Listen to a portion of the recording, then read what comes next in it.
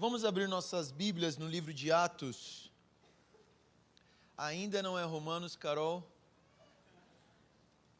Em breve. Não sabemos se é a última ainda. Mas a mensagem que eu quero trazer hoje, uma pregação biográfica. Nós vamos falar sobre a biografia de um homem. E o título da pregação eu roubei do Ângelo, ele nem sabe ainda. Mas o título da pregação hoje é A Graça de Achar Graça nos Outros. A graça de achar graça nos outros. E nós vamos falar sobre a vida de um homem chamado Barnabé. A figura de Barnabé aí no livro de Atos, ela é muito importante. Nós não vamos ter um texto específico, nós vamos passar por algumas passagens aí da vida de Barnabé. E é muito interessante porque Lucas, ele não tem uma passagem específica que descreva tudo sobre Barnabé. Ele não usa nenhuma seção do livro de Atos para falar todas as características de Barnabé. A impressão que eu tive enquanto eu meditava é como se Lucas ele fosse jogando algumas pistas assim sobre Barnabé. Então ele fala um pouco de Barnabé ali no capítulo 4, onde ele é introduzido. Depois no capítulo 11 ele fala mais um pouco, no capítulo 13, capítulo 15, ele fala sobre algumas passagens que nós vamos, nessa manhã, juntar essas passagens para nós termos um quadro geral da vida e do ministério de Barnabé e como isso é importante para a nossa vida e para a vida da igreja hoje. Então, a graça de achar graça no outro. E nós vamos ver 3 momentos aqui na jornada de Barnabé, tá? Primeiro momento, nós vamos falar sobre Barnabé e os forasteiros. Barnabé e os forasteiros, os estrangeiros. Segundo momento, nós vamos ver Barnabé e um ex-assassino. Barnabé e um ex-assassino. E o terceiro momento, nós vamos ver Barnabé e o jovem fujão. E durante a mensagem vocês vão entender cada uma dessas cenas. Então a primeira passagem que Barnabé aparece, Atos, capítulo 4. Nós já pregamos esse texto aqui em Atos, capítulo 4, então Barnabé ele já foi mencionado aqui por nós. Atos, capítulo 4, a partir do versículo 32, é o momento que fala sobre como era a vida dos irmãos ali na igreja primitiva, que eles repartiam tudo que eles tinham uns com os outros, e lá no versículo 36 nos é apresentado Barnabé. Versículo 36 de Atos, capítulo 4. José, um levita de Chipre, a quem os apóstolos deram o nome de Barnabé, que significa encorajador, vendeu um campo que possuía, trouxe o dinheiro e colocou aos pés dos apóstolos. Então essa é a primeira passagem que Lucas nos introduz Barnabé. E muito interessante porque possivelmente muitos outros irmãos também venderam suas propriedades e também fizeram coisas extravagantes assim como Barnabé. Mas Lucas escolheu justamente Barnabé para ser o representante desses irmãos. E como você pôde perceber aqui no texto, o nome oficial dele não é Barnabé. O nome dele é José. E assim, nós não sabemos por que é que o nome dele foi apelidado de Barnabé, mas a questão é que na época tinham muitos Josés. José é um nome comum, né? Se eu for perguntar aqui quantos Josés tem, muitos. E os discípulos olharam para José, olharam para as características de José, e baseado nas características que eles viram em José, então eles decidiram dar um outro nome para José, dar um apelido para José. E o apelido que eles escolheram para dar a José foi Barnabé, que significa consolador. E o que mais chama a atenção aqui nessa passagem é que quando você vai estudar o significado desta palavra consolador, ou algumas versões de Bíblia aqui, como a minha, aparece encorajador ou filho da consolação, a palavra no grego que é usada aqui é a palavra paraclesis, ou paráclesis. que é a mesma palavra que Jesus usa em João 16 para se referir ao Espírito Santo Paráclito. Então, quando os discípulos ali olham para Barnabé, eles percebem características em Barnabé que os levam a colocar o apelido dele de Consolador, o mesmo nome que Jesus se refere ao Espírito Santo em João capítulo 16. Então, a vida deste homem, e o que nós queremos fazer aqui nesta manhã, é descobrir o que é que tinha na vida deste homem que o levou a receber o mesmo apelido que Jesus se referiu ao Espírito Santo. E com certeza é pelo fato dos discípulos olharem para Barnabé e verem características muito semelhantes a características do Espírito Santo. Por exemplo, nós quase não falamos sobre Barnabé.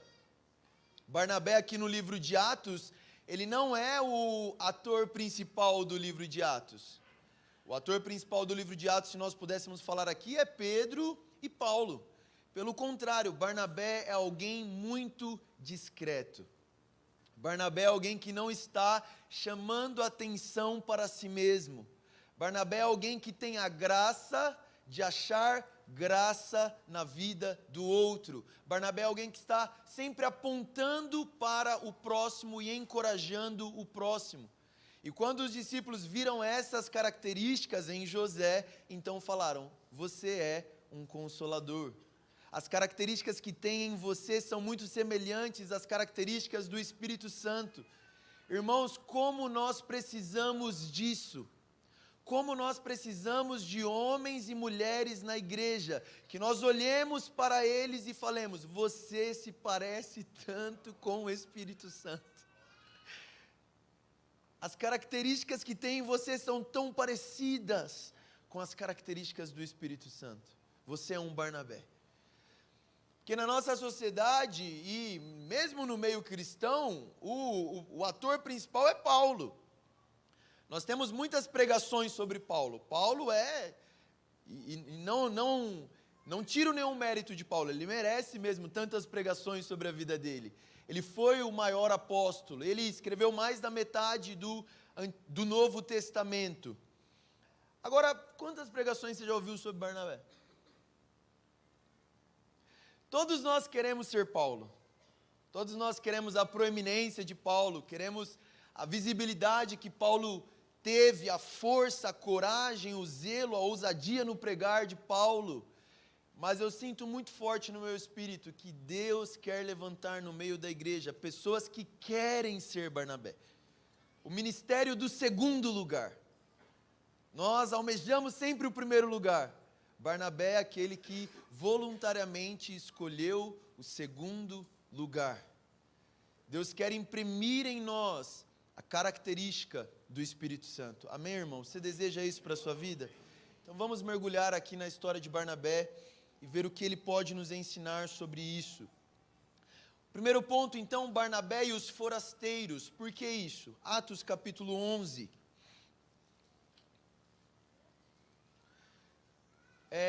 O Eduardo pregou semana passada falando sobre os gentios e os judeus e a relação deles. E aqui nesses capítulos 14 nós estamos vendo justamente essa situação e digamos que um certo conflito entre o relacionamento dos gentios e o relacionamento dos judeus. Os judeus estão um pouco confusos com os gentios também recebendo o Espírito Santo, com os gentios fazendo parte agora da fé. E vamos ver aqui Atos capítulo 11, versículo 19, olha o que diz. Os que tinham sido dispersos por causa da perseguição desencadeada com a morte de Estevão, chegaram até a Fenícia, Chipre e Antioquia, anunciando a mensagem apenas aos judeus. Alguns deles, todavia, cipriotas e sirineus, foram a Antioquia e começaram a falar também aos gregos, contando-lhes as boas novas a respeito do Senhor Jesus. A mão do Senhor estava com eles e muitos creram e se converteram ao Senhor. Notícias desse fato chegaram aos ouvidos da igreja em Jerusalém e eles enviaram Barnabé a Antioquia. Este, ali chegando e vendo a graça de Deus, ficou alegre e os animou a permanecerem fiéis ao Senhor de todo o coração. Ele era um homem bom, cheio do Espírito Santo e de fé, e muitas pessoas foram acrescentadas ao Senhor. Então, o que está acontecendo aqui? Ali em Atos 7, em Atos 8, nós vimos o texto onde Estevão é martirizado, e a partir daquele momento, os cristãos em Jerusalém começam a ser perseguidos. E eles são espalhados, e quando eles são espalhados às nações ao redor, às cidades da região, eles começam a pregar o evangelho. E aqui nós vemos que tem um grupo de judeus que pregam o evangelho apenas para os judeus, mas outros um pouco mais ousados também começam a pregar o evangelho aos gregos, aos gentios. E muitos gentios eles são inseridos aqui na comunidade cristã. Muitos gentios se convertem. As notícias chegam ao ouvido dos irmãos em Jerusalém e muito provavelmente eles ficam preocupados com esta notícia. Porque como nós já vimos, eles não estavam entendendo, isso estava dando muito conflito, isso estava gerando muita confusão entre eles. Muitos judeus não estavam querendo receber os gentios na fé. E muito provavelmente eles estão olhando isso como uma possível fonte de problemas ali em Antioquia. Nós vimos, por exemplo, em Atos 10, a resistência de Pedro em ir para a casa de Cornélio pregar o evangelho. O Senhor precisa dar uma visão para Pedro, repetida 3 vezes ali, insistindo para Pedro ir pregar o evangelho para os gentios. Então, provavelmente, os judeus estão muito desconfiados e com um certo preconceito daquilo que está acontecendo aqui. Então eles olham para este acontecimento em Antioquia, onde gentios estão sendo inseridos na fé, e eles provavelmente pensam, não, inseridos na fé, nós precisamos averiguar. Nós precisamos ir saber o que está acontecendo para que isso não gere confusão e tumulto entre a igreja. E aí eles escolhem então específico para ir ver o que estava acontecendo. E este homem é o filho da consolação, o encorajador. Eles enviam Barnabé até Antioquia. E quando Barnabé chega ali em Antioquia, no versículo 23 diz: "E eles te chegando ali, vendo a graça de Deus, se alegrou." Irmãos, como isso aqui é difícil para nós. A igreja em Antioquia, gente, era uma igreja onde havia pessoas lugares da região. Conhece alguma comunidade assim?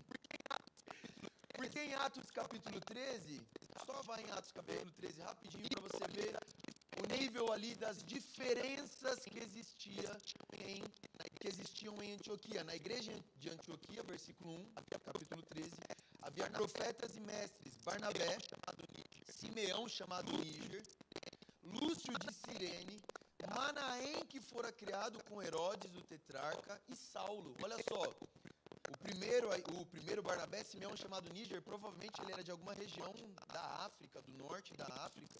Depois tem Lúcio de Cirene. Manaém, gente, foi criado com Herodes, o tetrarca.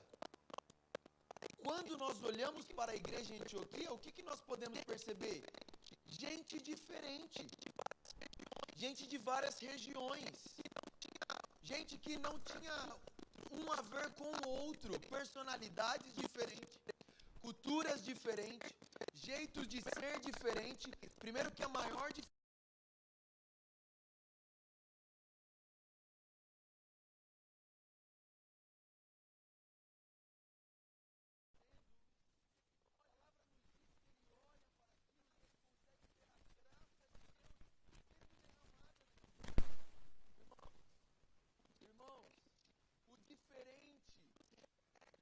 nos repele. Nós não gostamos daquilo que é diferente de nós. A postura de Barnabé, ao chegar em Antioquia, poderia ser muito dessa forma. Barnabé poderia chegar lá e... Pessoal, o que está acontecendo aqui, hein? Esse bando de gentil aqui na igreja, o que está acontecendo? Eu tenho trabalhado numa plantação de igreja. igreja que está nascendo, gente, não é fácil. Uma igreja que está nascendo, e mesmo depois que já está estabelecida,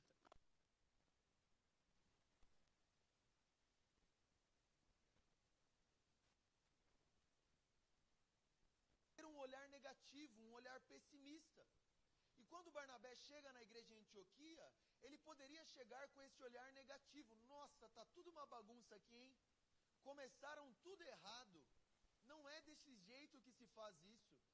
Esse bando de gente diferente aqui, não poderia ser dessa forma.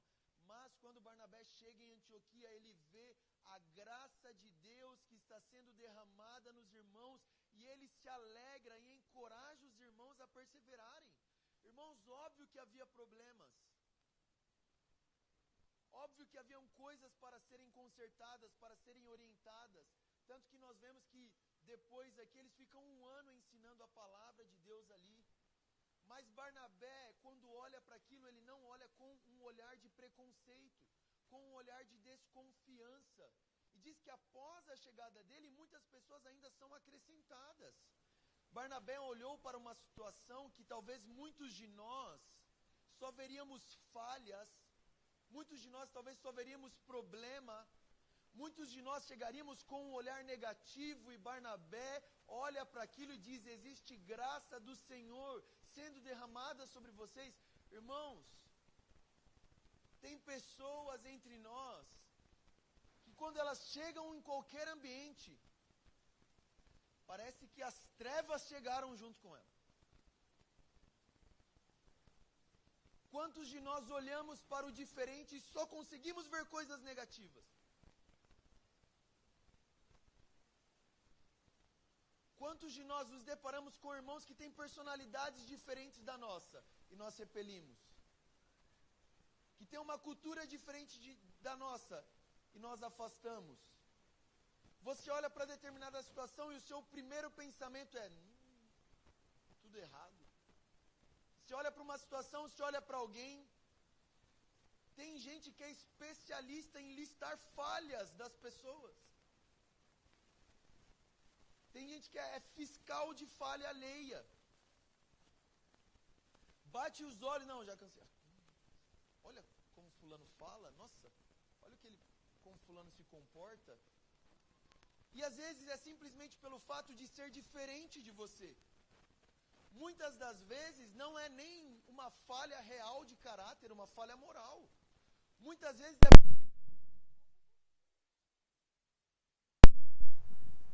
deveria ser como você. Mas nós precisamos dessa graça de ver graça no outro, ver graça no diferente, ver graça naquilo que não sou eu, ver graça naquilo que não é parecido comigo. E pensar o que eu posso receber desse irmão que é diferente de mim. Qual é a graça de Jesus que está sendo derramada nele, que é diferente de mim. E esse é Barnabé. Você entende que Barnabé poderia ter matado Antioquia? Barnabé poderia ter chegado lá e ter dado uma repreensão neles, ter reprimido aquilo que estava acontecendo, mas a palavra nos diz que depois que ele chegou, mais pessoas ainda foram acrescentadas. Muito provavelmente judeus e gentios estavam em conflito aqui. E Barnabé foi e disse: irmãos, tem graça nisso. Para de olhar o lado negativo. Para de olhar as falhas. Vai chegar o tempo de mexer com isso. Eles ficam 1 ano depois lá ensinando.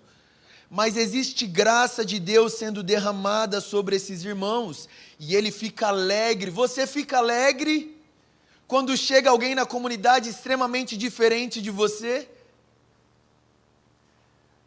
Você fica alegre quando você vê o outro com personalidades totalmente opostas à sua?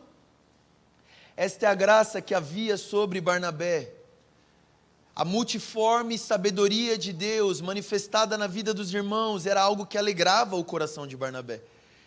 Essa é uma característica do Espírito Santo. O 24 diz que ele era um homem bom, cheio do Espírito Santo e de fé, e muitas pessoas foram acrescentadas. Em nosso tempo, ainda existem barreiras ao progresso do evangelho e à verdadeira comunhão cristã. Barreiras muitas vezes raciais, barreiras culturais, barreiras de classe, barreiras econômicas, barreiras de personalidade. Hoje o cristianismo ainda enfrenta a ameaça do auto-isolamento, em círculos tradicionais ou não. E nós precisamos de homens como Barnabé, que vão nos puxar para nós irmos além das barreiras que nós mesmos criamos. Eu oro para que o Espírito Santo, enquanto eu prego, vá mostrando para você barreiras que você pode ter criado no seu coração, simplesmente porque alguém é diferente de você. E que o Espírito Santo nos dê a graça de achar a graça no outro. Amém, irmãos? Esta é a primeira cena, Barnabé e os forasteiros, Barnabé e estes estrangeiros em Antioquia. A segunda cena que nós vamos falar é Barnabé e um ex-assassino. E aqui eu estou me referindo ao apóstolo Paulo. Volte comigo em Atos capítulo 9, a passagem da conversão de Paulo.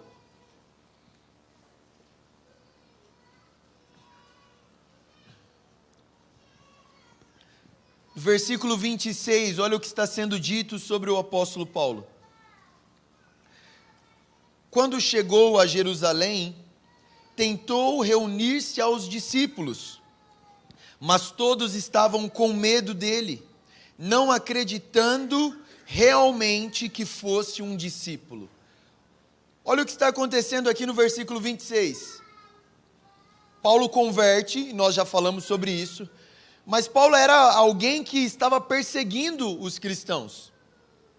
Tanto que quando Deus fala para Ananias ir na casa de Paulo para pregar o evangelho para ele, Ananias fala para Deus assim: Deus, assim, não sei se tu sabes, mas esse cara que você está falando para eu pregar na casa dele, ele mata pessoas do meu tipo. Ele mata pessoas como a mim, cristãos. É para ir na casa dele mesmo? Havia uma resistência dos discípulos ao apóstolo Paulo, por causa do passado do apóstolo Paulo. Ele estava respirando ameaças de morte contra os cristãos. E quando Paulo tenta se juntar aos discípulos em Jerusalém, percebe o que está acontecendo. Os discípulos duvidam da conversão do apóstolo Paulo. Por causa do passado que Paulo tinha, um passado terrível, um passado que foi afundado em uma vida de perseguição, de assassinatos, de pecado. Os discípulos em Jerusalém olham para Paulo e não conseguem enxergar a graça de Deus na vida de Paulo.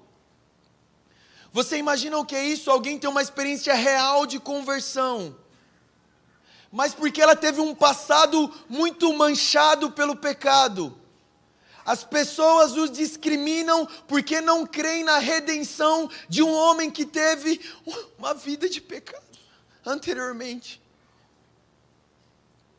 Você percebe que talvez isso que nós estamos falando, apóstolo Paulo não existiria? Ele vai até Jerusalém e os discípulos o repelem. Os discípulos o rejeitam por causa do passado dele. Quantas pessoas no meio de nós, quantas pessoas na igreja sofrem preconceito por causa de um passado de pecado? Mas então, quem entra em ação? Versículo 27.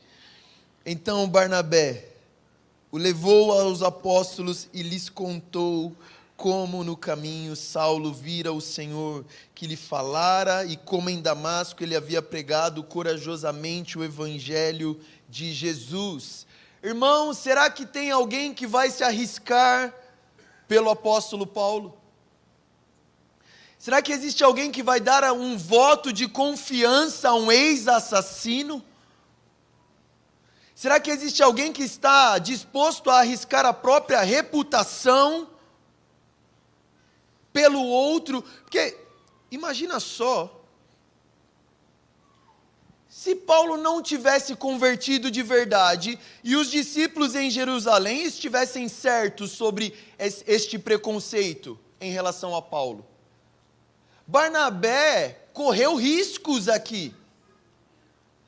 Quando Barnabé pegou este ex-assassino e introduziu um ex-assassino no meio dos discípulos, você percebe que Barnabé poderia ter dado a Paulo a faca e o queijo para que ele fizesse aquilo que antes ele estava fazendo. Imagina só se ele não tivesse convertido de verdade. Paulo poderia ter prendido todos os cristãos em Jerusalém, incluindo o próprio Barnabé. Quantos estão dispostos a sofrer esse tipo de risco? De manchar a sua reputação, mesmo de ser morto, de sair da sua zona de conforto, de perder os seus privilégios, por causa do outro. Por ver graça de Deus, onde as pessoas só veem os pecados de alguém. Barnabé olha para Paulo e ele vê a graça de Deus, mesma graça que ele vê na igreja em Antioquia, onde os discípulos só veem um assassino pecador. Barnabé vê a graça de Deus sendo derramada sobre o apóstolo Paulo. Barnabé acredita no apóstolo Paulo. Barnabé investe no apóstolo Paulo. E só existe Paulo hoje porque um dia existiu Barnabé.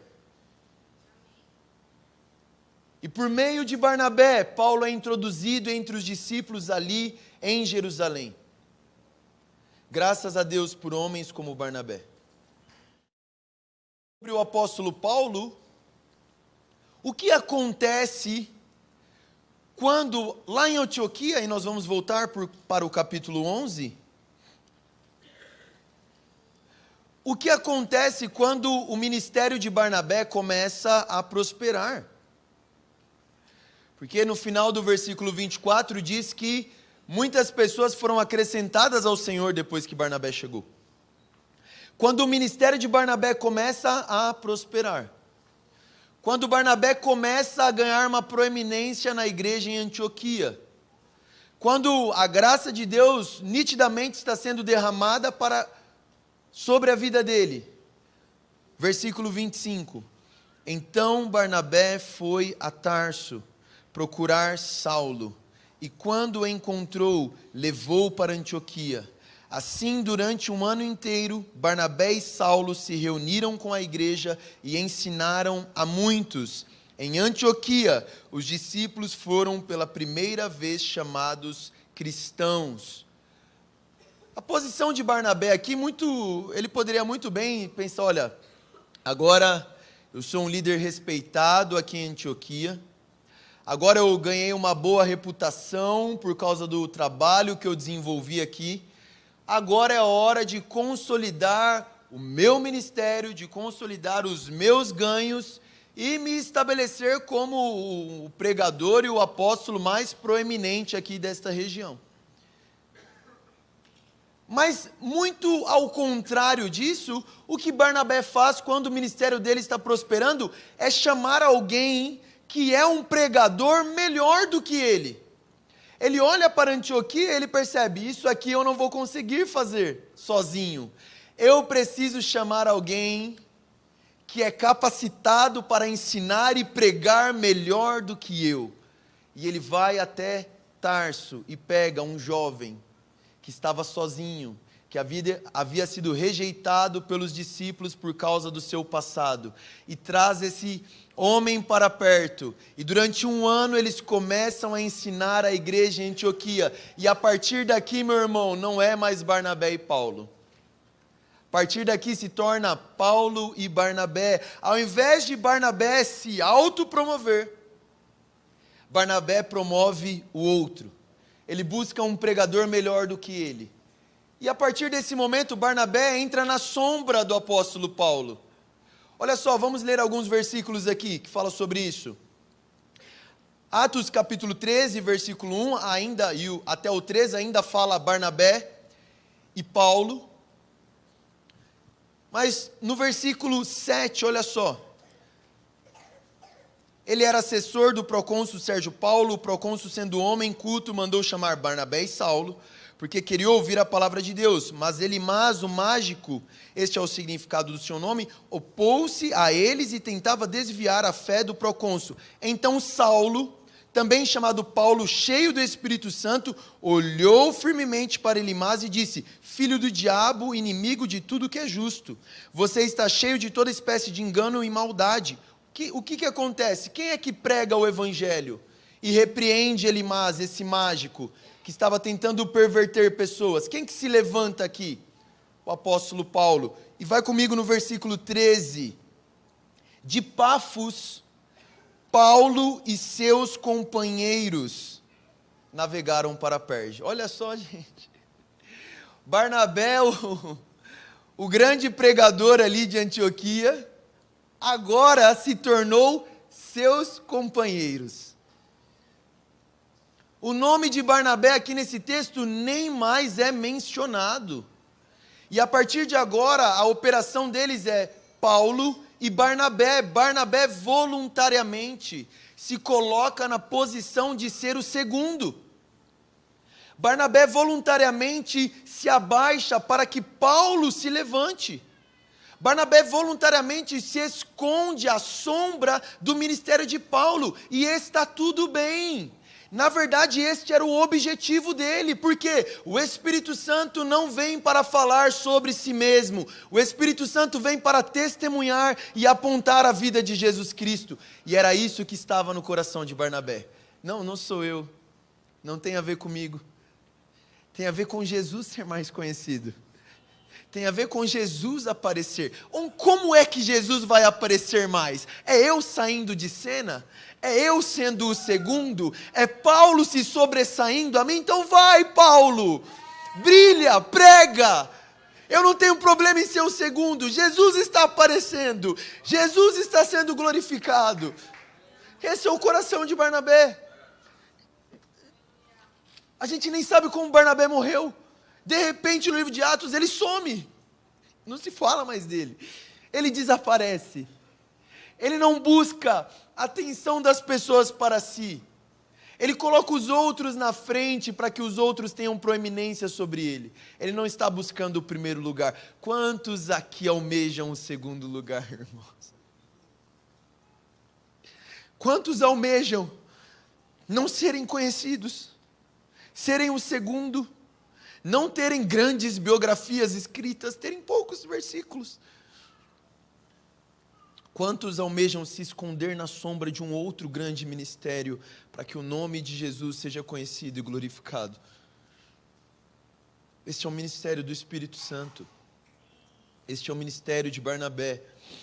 Por detrás do surgimento do maior missionário e do maior teólogo está o idoso Barnabé, humildemente cedendo lugar ao explosivo jovem líder chamado Paulo.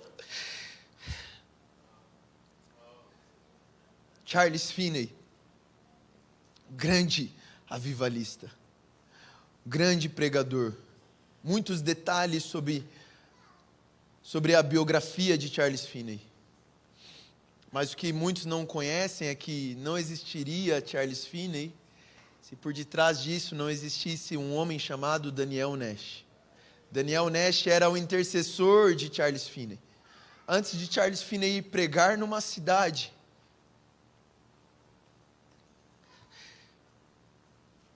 tinha um homem que ia e ficava orando 1 semana, 2 semanas antes naquela cidade. Senhor, envia avivamento sobre esta cidade. Senhor, abençoa Charles Finney. Senhor, que Charles Finney possa pregar com unção e autoridade. E teve uma época que as pessoas começaram a criticar Daniel Nash. Perguntavam a Finney, por que Daniel Nash não aparece nas suas reuniões? Por que Daniel Nash não te ajuda aqui na pregação? Por que ele não aparecia nas reuniões? Porque ele estava lá no porão de uma casa, de joelhos, clamando: Deus, envia avivamento. Deus, abençoa aquela reunião. Unge agora Charles Finney. Derrama o teu espírito sobre Finney para que muitas pessoas conheçam a Jesus.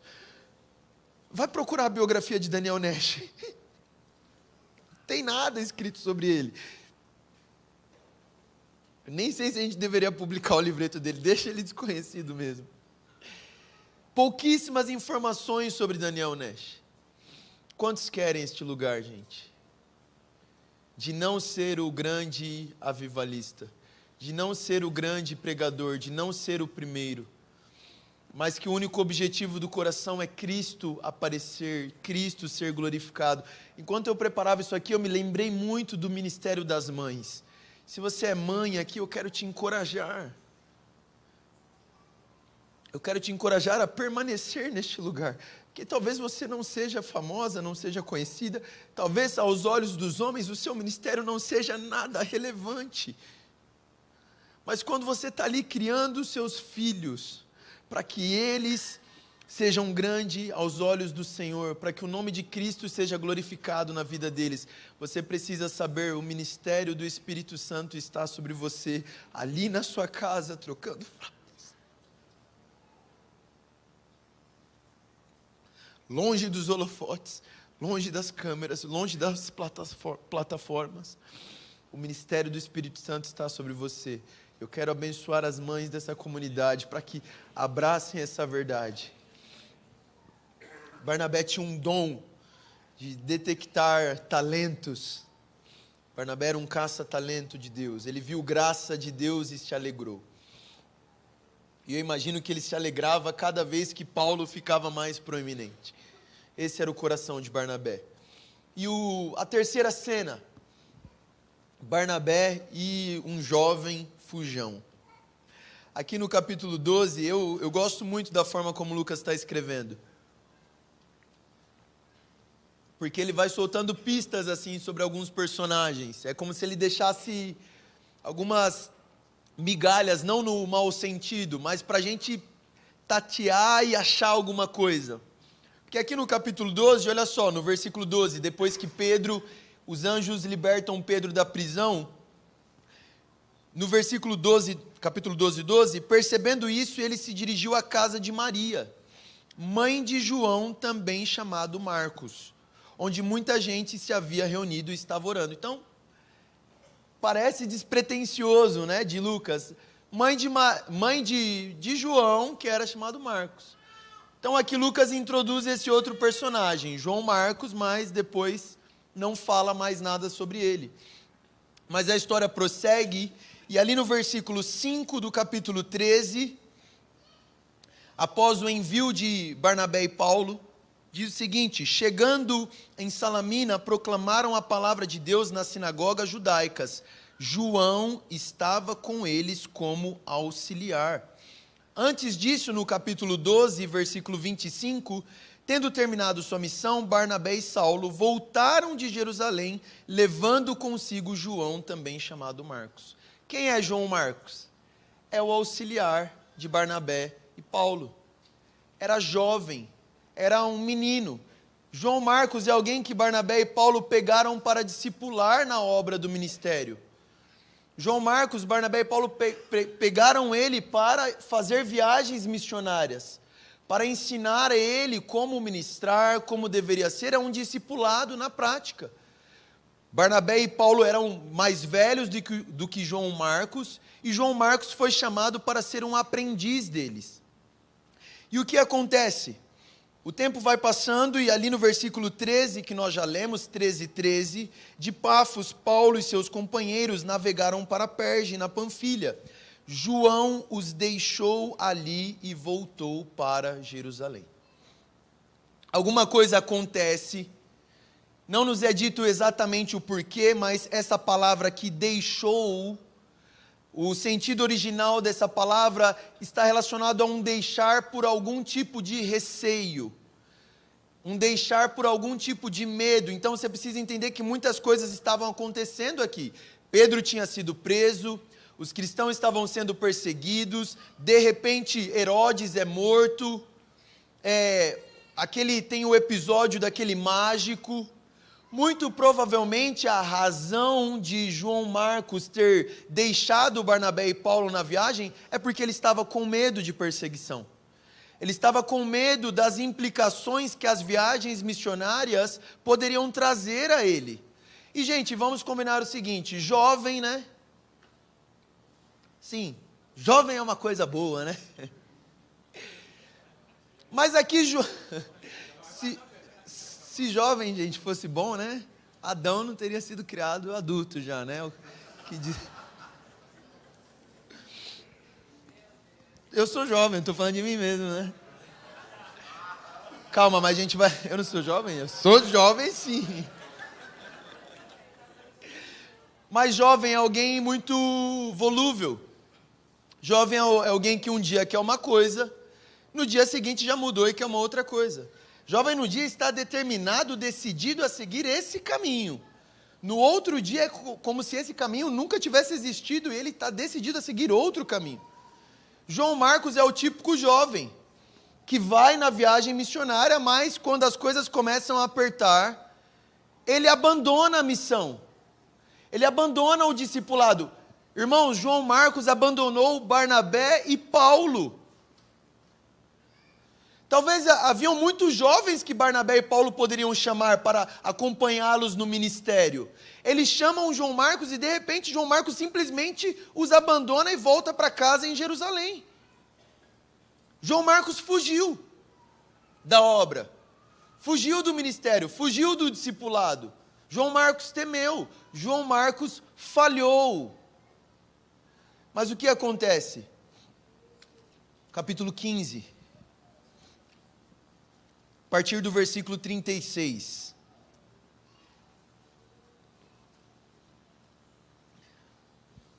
Algum tempo depois, Paulo disse a Barnabé: voltemos para visitar os irmãos em todas as cidades onde pregamos a palavra do Senhor, para ver como estão indo.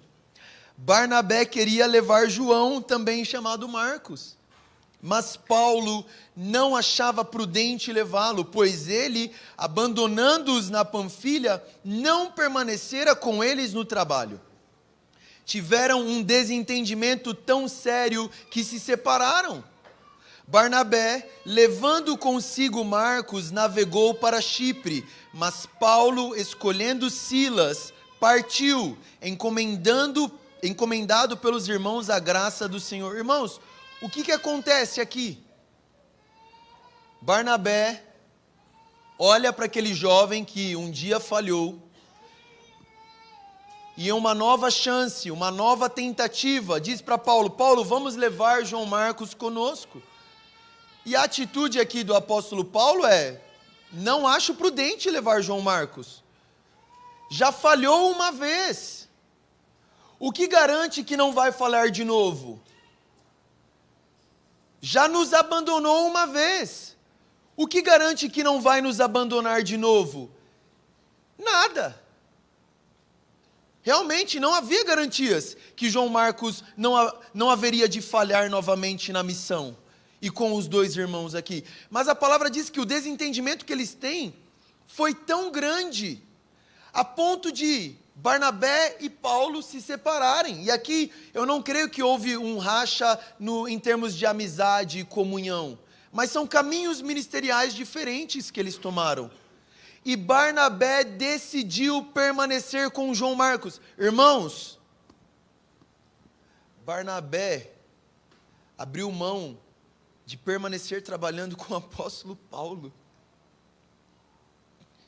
por apostar as suas fichas num jovem fujão, num jovem que havia fracassado. E Barnabé começa a dedicar a vida dele a discipular esse João Marcos, e deixa Paulo seguir outro caminho. Barnabé está cada vez mais afundando o seu ministério. Barnabé está cada vez mais indo no caminho contrário da proeminência. Barnabé olha para aquele jovem e vê a graça de Deus. A graça de achar graça no outro. Quantas pessoas, quantos João Marcos existem entre nós que falharam e nunca receberam uma nova chance de restauração? Mas falha e restauração, irmãos, é o caminho do Evangelho.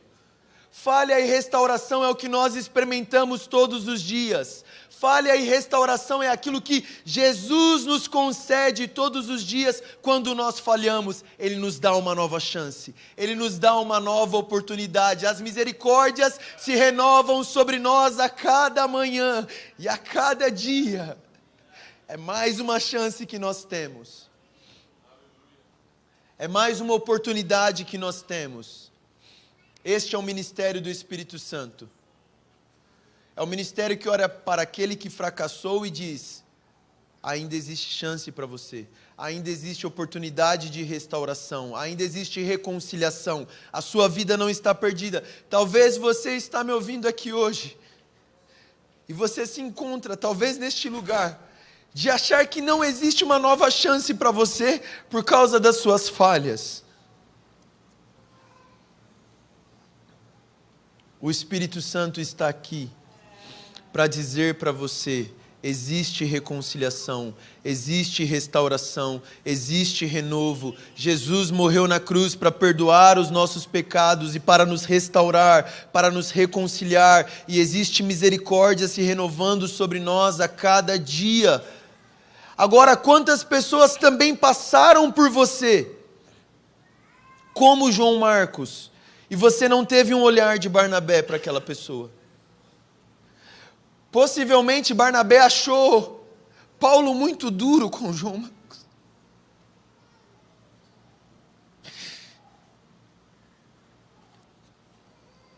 Quantas pessoas não foram feridas por causa da nossa rigidez, por causa da nossa dureza, por causa da nossa inflexibilidade? Nós precisamos desse coração do Espírito. Nós precisamos deste coração de Barnabé, que vê graça, que vê oportunidade de restauração, oportunidade de renovo. Nós precisamos deste zelo de Paulo pela doutrina. Nós precisamos deste zelo de Paulo pela obra, mas nós não podemos perder de vista a suavidade, a leveza e a graça que existia no ministério de Barnabé. Nós precisamos estender misericórdia ao outro, nós precisamos estender graça ao outro, e mais uma vez, Barnabé estava certo. Graças a Deus que Barnabé não era tão desajeitado quanto nós. Em Mateus capítulo 12, versículo 20, você não precisa abrir, mas uma fala sobre Jesus é a seguinte: ele não quebrará o caniço rachado, não apagará o pavio fumegante, até que leve a vitória à justiça. Esse é nosso Deus. É um Deus que olha para aquele pavio que ainda tem uma fumacinha saindo, e ele não pisa, ele assopra, ele restaura. Senhor, levanta Barnabés entre nós, que vão olhar para esses que falharam e vão soprar, vão restaurar, vão reconciliar. Levanta esses que não vão apagar o pavio que fumega. E pelas mãos de Barnabé, João Marcos amadureceu, desabrochou no ministério, sem mágoa e sem ressentimento do apóstolo Paulo. Graças aos cuidados de Barnabé, João Marcos teve um ministério útil, sem considerar Paulo um desafeto. E eu vou ler uma série de versículos aqui, você não precisa abrir, pode só anotar. 2 Timóteo, capítulo 4, versículo 11. Paulo escreve: só Lucas está comigo, traga Marcos com você, porque ele é útil no meu ministério. O próprio Paulo reconhece e fala: traz João Marcos, que ele é útil no meu ministério. Colossenses 4,10, Aristarco, meu companheiro de prisão, envia-lhe saudações, bem como Marcos, primo de Barnabé. Vocês receberam instruções a respeito de Marcos, e se ele for visitá-los, recebam-no, porque ele não é mais um fujão. Ele é um bom ministro do Evangelho. Filemão, versículo 24, Epáfras, meu companheiro de prisão por causa de Cristo Jesus, envia-lhe saudações, assim como também Marcos, Aristarco, Demas e Lucas, meus cooperadores. Irmãos, talvez você pode pensar que eu não tenho muitos dons, eu não tenho muitos recursos, eu não tenho muitas habilidades, mas com poucas palavras você pode encorajar alguém. Com poucas palavras você pode ser um Barnabé na vida de um João Marcos. Você pode ser um Barnabé na vida de um ex-assassino. Você pode ser um Barnabé com aquele seu irmão que é totalmente diferente de você. Queria chamar os irmãos da música. Você conhece algum cristão que não esteja desenvolvendo o seu potencial como deveria, apesar do propósito de Deus na vida dele? Você conhece alguém que não seja cristão, mas que tenha muito a dar ao reino de Deus? Você conhece pessoas decepcionadas com a igreja e que por isso estão em marcha lenta ou mesmo em marcha ré? É claro que conhecemos pelo menos uma ou duas pessoas que se enquadram neste contexto. Minha pergunta é: o que você pode fazer por esta pessoa? De que forma você pode ajudá-lo? Será que a solução é apenas orar para que Deus mande alguém com mais bagagem do que você para desempenhar esse papel? Barnabé sentiu empatia pelos estrangeiros, porque a fé ainda sente a maravilha de nós termos sido estrangeiros, mas agora aceitos na família de Deus. Barnabé viu a graça de Deus em uma igreja imperfeita, porque a fé abre um espaço para a graça. Barnabé alegrou-se com a graça de Deus na vida dos outros, porque a fé não apenas vê, mas ela saboreia a graça. Barnabé era confiável com o dinheiro de outras pessoas, porque o poder da ganância havia sido quebrado em seu coração. Barnabé se arriscou ao apoiar um perigoso recém-convertido. Ele tinha um bom olho e um coração feliz pelo potencial da graça na vida do outro. Ele era humilde e modesto, e deixou-se desvanecer atrás da estrela ascendente do apóstolo Paulo. Ele era paciente com a falha dos outros. Ele estava livre do materialismo e cheio de pensamentos e sonhos de como fazer pessoas desabrocharem para a glória de Deus. Devemos mais a Barnabé do que costumamos imaginar.